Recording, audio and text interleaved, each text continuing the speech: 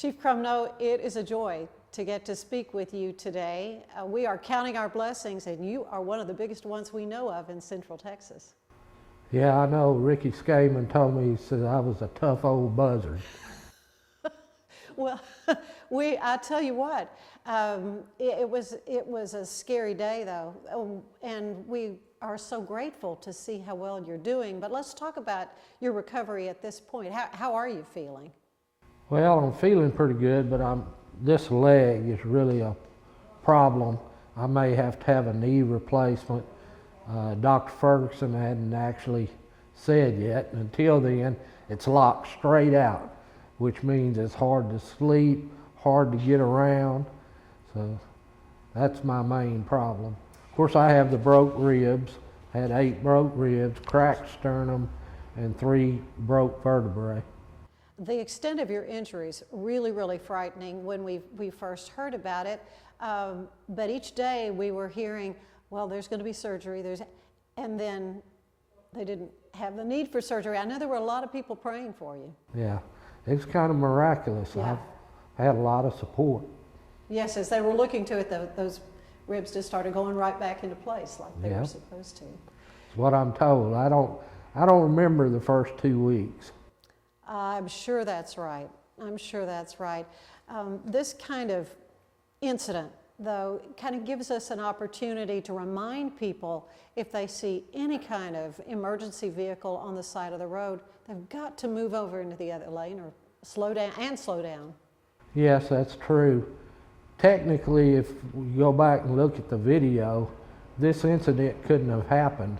We had 3 police cars on scene, and we had 2 of them behind us blocking the lanes, and then 1 up in front. So technically it couldn't happen, but the car came in at a 45-degree angle, missed all the police cars. I saw it coming or heard it, and it took me about a second to try to decide which way to try to run. I tried to grab Matt, and unfortunately, I couldn't do it.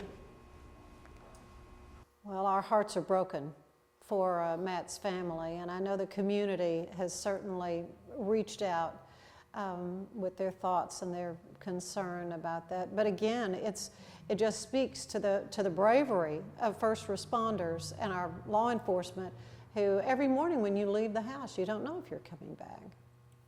Well, I was fortunate because I was knocked underneath a police car, and Sheriff Skaman had issued that deputy a full EMT bag that had oxygen, and 1 lung was deflated. So how much more lucky could I have gotten? I doubt there's another one in McLennan or anywhere else that has a full EMT set up. And he's the one that treated me. So right on the spot, you had really the best care that you could get in that kind of situation. They had to drive the car off of me. Oh my goodness. We want to talk a little bit about what's next for you. How long of a recovery are you looking at this point? I mean, we're thrilled that you're home. It was so exciting to be able to be there when you got out of the hospital. I'm not sure. It depends on his knee. Right. If his knee wouldn't be so bad, I'd be out fishing today, but possibly a year. Bones can take a long time. Yeah, well, it was broke in top of the knee and at the bottom of the knee, and the whole kneecap was pulled off to the side. So what's your pain level, if I can ask? I mean, I've always heard any kind of rib break is the worst pain you can have. That doesn't really bother me. Really? That's I hate this pain. I was the worst patient I think Temple ever had because I wanted out.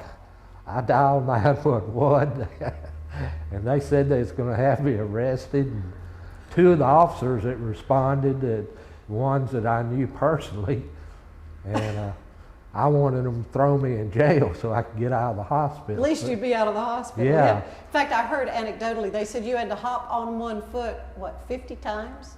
I had to hop 50 feet Oh, 50 feet. 3 times to get out of the hospital and rehab. Well, we are so thrilled that you're able to be back home with your beautiful wife and able to continue your recovery, you know, in familiar surroundings. What lies ahead? What are you thinking, you know, as you kind of get back on your feet and get going? I got to think about that. Yeah. Not sure. I'm getting old and feeble, so I'll just have to think about that as it comes. Well, this is a season of time that we do give thanks, and again, we are certainly giving thanks that you were able to get to this point and survive that traumatic experience. Thank you. But now we want to talk about Fundraiser, the fundraiser that is coming up tomorrow. So many great prizes that have come together, and I know they're wanting to know if you're going to be there, but I'm not sure yet. Kind of hard getting me out of the house, but I do know one thing. It's going to be mainly man stuff.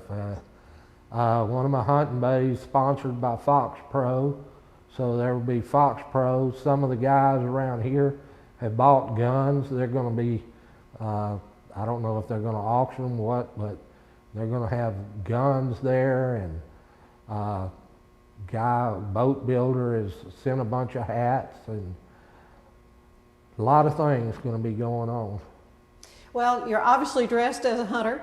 I know that's a passion of yours. A mutual friend of ours, Becky Boyer, said to tell you the hog population is getting out of hand.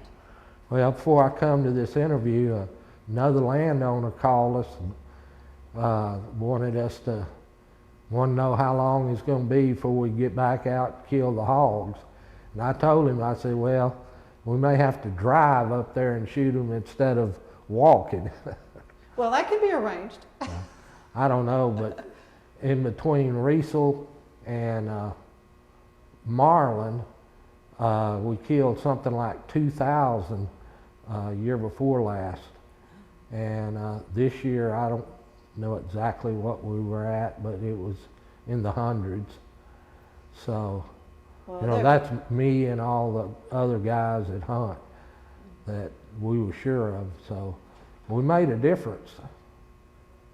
oh, they're destructive Yes. creatures for landowners. It's a real problem. And also the coyotes. There's some other critters, some varmints get you want to those. get rid of. We get those occasionally too. Yeah. In fact, I've seen on your Facebook page you've got some pretty good photos of your hunting exploits. Yeah. Yeah. And they're, you know, it's kind of unique the way we do it, but I enjoy it. Well, the community has certainly come together in support of you and your family, and that's what this fundraiser tomorrow is all about. Just any comments you have about, you know, the support you've gotten.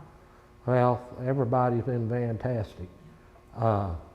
They put a guard outside my door in Temple for 2 weeks. And I don't know if it was to guard the people against me or me against the people, but that makes a difference. It really does. When law enforcement comes and supports you and all the other people that are praying for you, it made a difference. I mean, I shouldn't have been here. I don't know how I survived, but I know I was a terrible patient, and I still don't talk very well because I was intubated for 2 weeks, but without the support, we'd been in bad shape. Well, we're just so grateful that you carved out a little time for us. I understand you're wanting to get out, but we didn't want to tax you too much, you know, with your recovery still kind of in its early stages.